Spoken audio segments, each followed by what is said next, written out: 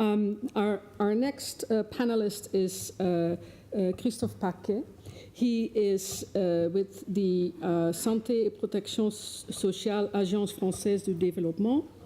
And his main concern is very much on the supply side. What can we do to make sure that those innovations that are needed actually are produced and reach the people that need it? I'm sure he's not alone with that concern, but he is.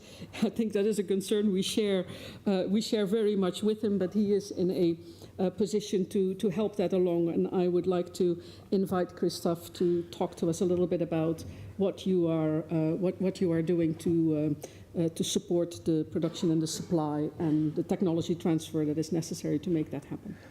Merci, merci Hélène, bonsoir à tous. Je vais donc m'exprimer en français.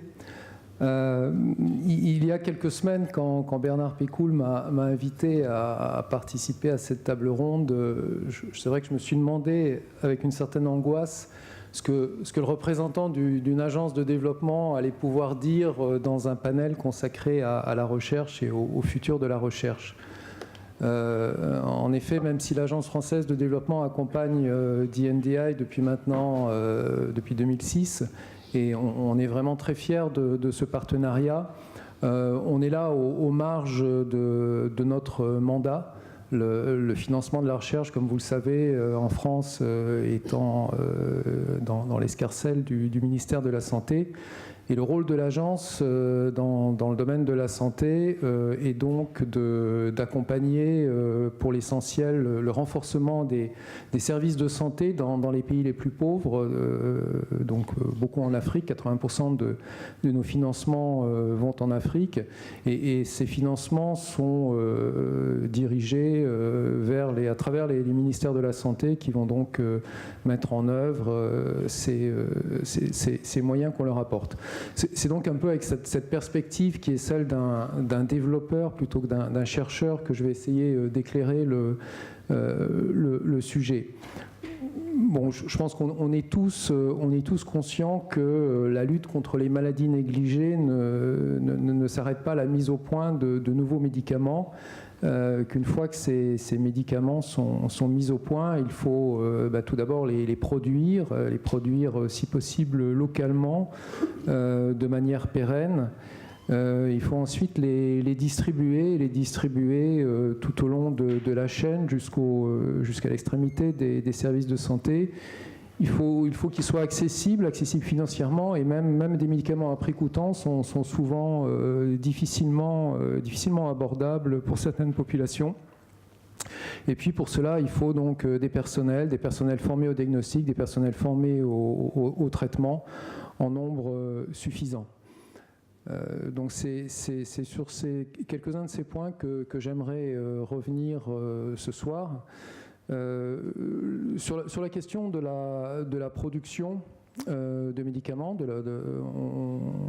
donc on parle beaucoup de transfert de technologie, et à notre niveau, en tout cas, on a l'impression qu'il n'y a pas tant d'exemples que ça de tels transferts réussis dans le champ de la production. C'est un sujet qui intéresse particulièrement l'AFD, puisque nous sommes aussi une banque qui travaille avec le service public et aussi les partenaires privés. Donc on a des outils financiers qui nous permettent d'accompagner ce type d'initiative.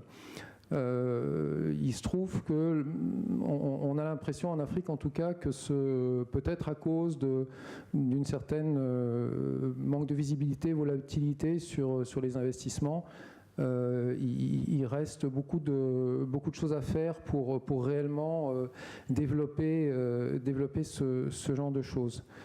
Au-delà de la production, et les deux sont sans doute liés, on voit, et ça a été dit aussi, le rôle très important des agences nationales de régulation qui n'ont sans doute pas aujourd'hui les capacités techniques et les moyens et les outils juridiques pour réellement jouer leur rôle. Alors ça se traduit à la fois, comme vous le savez, sur des questions de préqualification, de recherche, mais aussi de mise sur le marché. Et là, il y a aussi sans doute un travail à faire à ce niveau-là, y compris dans un souci d'harmonisation entre des pratiques de pays proches.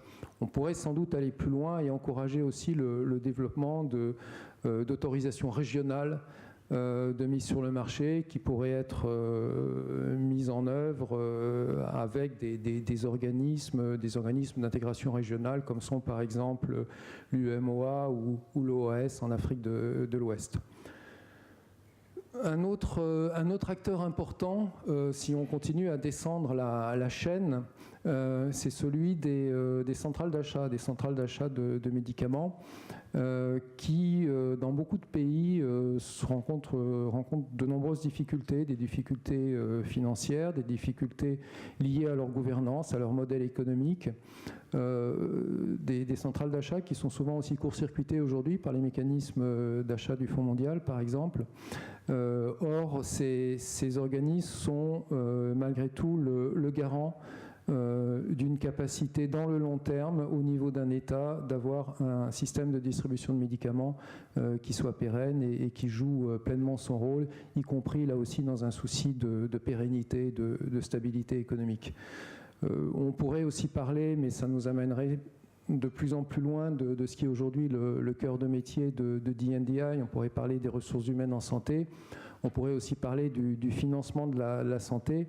Et je pense que là aussi, il y a un élément essentiel, même si, comme j'ai dit tout à l'heure, le fait de mettre des médicaments à prix comptant est un énorme progrès. Il reste que ce soit sur les maladies négligées, mais aussi, comme l'a dit M. Douste-Blazy, sur les maladies chroniques qui vont peser de plus en plus sur les ménages, y compris dans les pays les moins avancés aujourd'hui.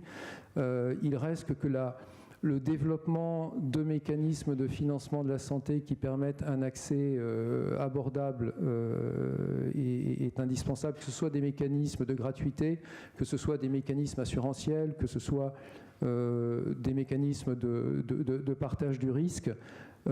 Et donc cet enjeu qu'aujourd'hui, dans le monde du développement, on aborde sous l'angle de la couverture sanitaire universelle et qui va sans doute être un des piliers des objectifs après les objectifs du millénaire après 2015. Ce sujet aussi est extrêmement important pour la capacité à lutter efficacement contre les maladies négligées.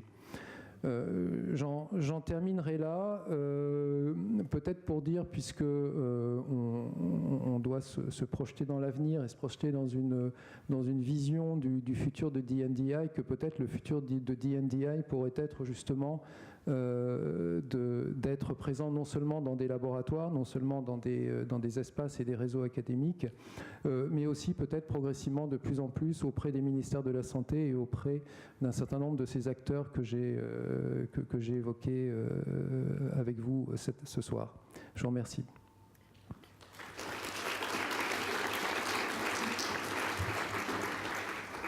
Thank you, Christophe Paquet, for this very useful overview of everything else that needs to happen, and it's very good to see action in that field as well.